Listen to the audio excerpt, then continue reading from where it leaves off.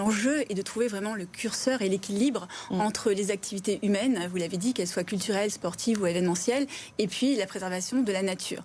Et c'est ce qu'a essayé d'ailleurs de développer la MIE. Et le gros sujet en fait de la préservation de la nature, c'est ce juste équilibre.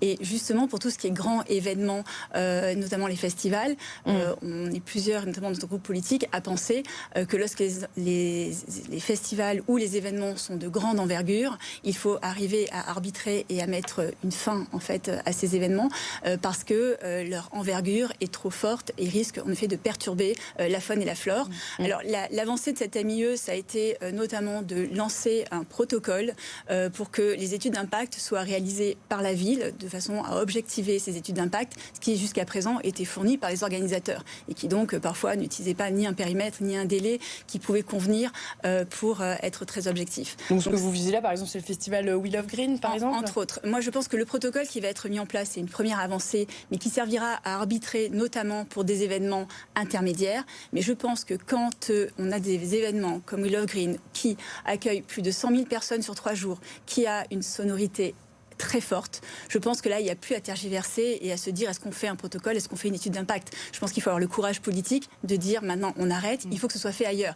Je ne remets pas en cause la programmation de Love Green qui est excellente. La maire de Paris s'était engagée à étudier une délocalisation.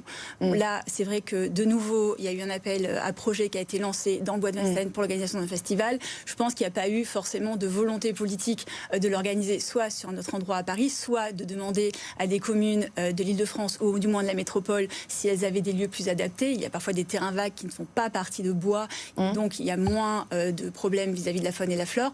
Mais là, je persiste à dire que quand il y a une telle envergure, on ne peut pas continuer à accepter de tels événements